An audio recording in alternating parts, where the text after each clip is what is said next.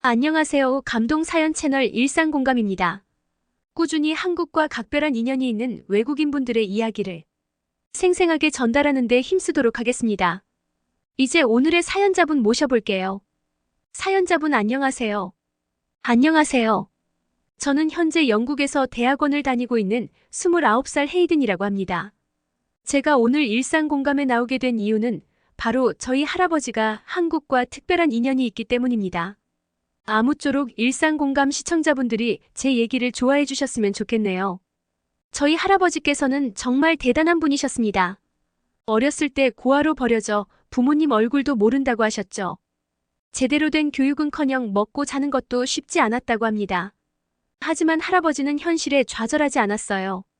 본인 손으로 극복해보고자 노력하셨죠. 고등학생 때부터 공장을 다니셨다고 해요. 온갖 일들을 하며 돈을 차곡차곡 모아나갔다고 합니다. 그렇게 힘들게 할아버지께서는 고등학교를 졸업하셨고 졸업하시자마자 군대에 입대를 하셨다고 해요. 할아버지는 10대 동안 내내 먹고 자는 것이 너무 힘드셨다고 합니다. 그래서 군대를 가면 최소 먹고 자는 걱정은 없을 것 같아서 지원하셨다고 해요. 그렇게 힘겹게 하루하루 훈련을 받아가던 어느 날 할아버지는 뜻밖의 모집 공고를 보게 됐다고 합니다. 바로 한국 전쟁에 파병될 전투원을 모집한다는 공고였죠. 할아버지는 순간 이 공고가 자신의 인생을 바꿀 거라 직감했다고 합니다. 할아버지는 스스로 군인이라는 것에 자부심을 느끼고 자랑스러워했지만 마음 한편으로는 군인 월급으로 가족을 이루기 어려울 것이라 생각했다고 해요. 그래서 파병으로 돈을 벌 방도를 택하셨던 것이죠. 할아버지는 곧바로 한국 전쟁에 지원하게 되었고 난생 처음 영국 밖으로 나가보셨다고 합니다. 그런데 꿈과 희망을 찾아 떠난 한반도에 막상 도착하니 너무나도 절망스러웠다고 해요. 사시사철 급변하는 날씨와 폐허가 되어버린 한반도는 할아버지를 정말 힘들게 했다고 합니다. 지금이야 여름에 반팔을 입고 겨울에 패딩을 입는다지만 그때는 제때 보급이 힘들어 정말 고생하셨다고 하더군요. 할아버지께서는 주로 중공군을 상대하는 부대에 계셨다고 합니다. 중공군과 수없이도 많은 전쟁을 치렀으며 그 싸움에서 자유와 민주주의를 지키기 위해 최선을 다하셨어요. 그런데 전투 중에 할아버지는 충격적인 일을 당하시게 됐어요. 세상에 충격적인 일이라니 대체 어떤 일이 벌어진 것일까요? 중공군의 수류탄 파편에 다리를 다치신 거예요. 다행히 근처에 있던 의무병이 할아버지를 발견하고 곧바로 응급치료를 한 후 후방으로 후송해서 다리를 못 쓸 정도는 아니었다고 해요. 하지만 할아버지께서는 그때의 후유증으로 돌아가시기 직전까지 다리를 떠셨죠. 그렇게 전선에서 나와 후방의 치료를 받으러 간 할아버지는 예상치 못한 상황에 깜짝 놀랐다고 합니다.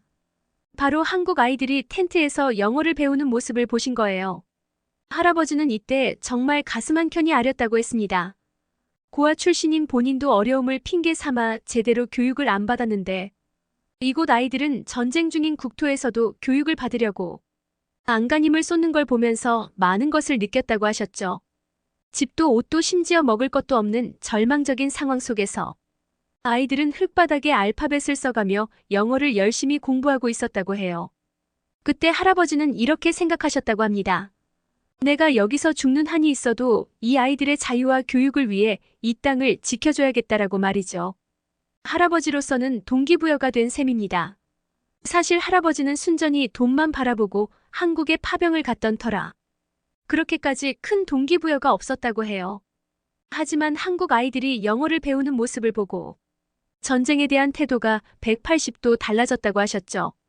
할아버지는 치료를 받는 와중에 틈틈이 한국 아이들을 만나러 갔다고 합니다. 거기에 있는 한국 아이들에게 보급으로 나온 공책과 연필을 선물했다고 해요. 한국 아이들은 정말 행복한 표정을 지으면서 할아버지께 땡큐 땡큐를 했다고 해요. 그때 그 한국 아이들도 정말 대단한 것이죠. 솔직히 제가 그 상황이었다면 한국 아이들처럼 행동하지 못했을 것 같아요. 먹을 거 마실 것 없는데 연필과 공책을 얻기 위해 어떻게 그리도 노력한 것인지 아마 이게 지금의 한국을 있게 한 원동력이 됐지 않나 싶어요. 한국은 전쟁으로 폐허가 된 국토를 다시 개발하는 데 성공했죠. 세계에서 유일무이한 성과예요. 아마 이런 성과 뒤에는 한국 전쟁 때 한국 아이들과 같이 교육에 진심인 한국인들의 특성이 있었지 않았나 싶습니다. 한국인들은 어려운 상황 속에서도 교육을 게을리하지 않았고 진심으로 나라의 미래를 위해 투자했어요. 그 결실이 바로 발전된 대한민국을 만들어낸 것이죠. 부상 이후 할아버지께서는 본국으로 돌아오셨다고 합니다.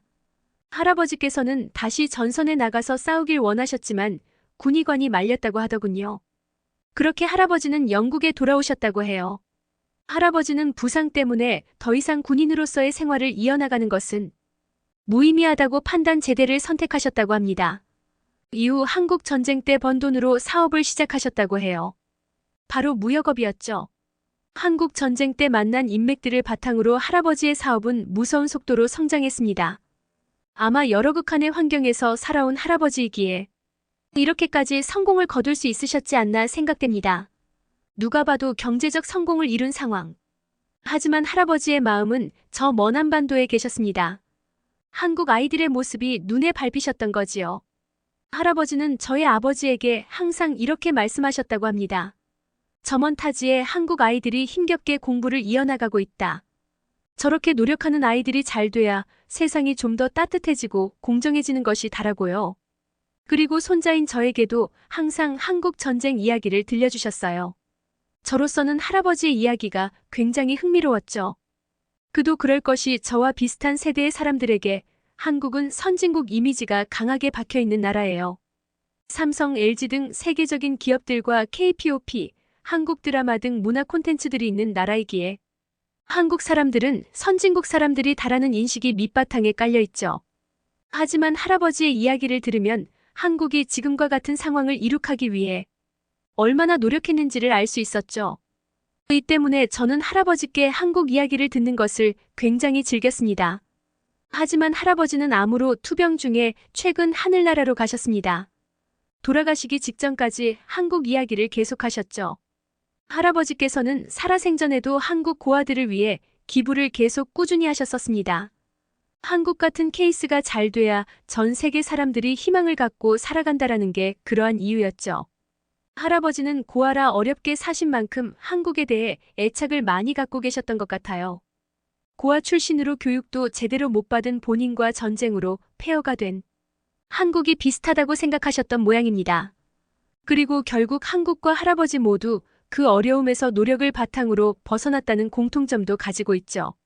할아버지는 이러한 점 때문에 특히 한국에 더 많은 애정을 쏟으셨을 거예요. 그리고 할아버지께서는 돌아가시기 직전 저희에게 충격적인 유언을 남기셨죠. 정확한 액수는 말씀드릴 수 없지만 수많은 재산에 한국 고아들의 교육을 위해 써달라는 내용이었어요. 할아버지께서 가지신 현금성 자산의 대부분이었죠. 할아버지께서 돌아가신 이후 한 친척은 아버지께 유산을 상속받지 않아 아쉽지 않냐고 조심스럽게 물어보셨죠. 그러자 아버지께서는 이렇게 말씀하셨어요. 저희 아버지께서는 저에게 물고기가 아닌 물고기 잡는 법을 가르쳐 주셨다. 유산보다도 더 큰 것을 나는 물려받은 것이다. 아버지의 사업을 지키고 이를 키우는 것이 중요하다라고 말씀하셨죠. 저희 가족은 할아버지의 유언을 지키기 위해 지속적으로 한국 고아들을 위한 기부를 계속하고 있습니다. 한국 시청자분들께서도 하루쯤은 주변의 불행한 이웃을 위해 도움의 손길을 내밀어 보는 것은 어떨까 싶습니다. 제 사연은 여기서 마치도록 하겠습니다. 감사드립니다. 헤이든님의 사연 어떠셨나요? 지금까지 감동사연 채널 일상공감이었습니다. 감사합니다.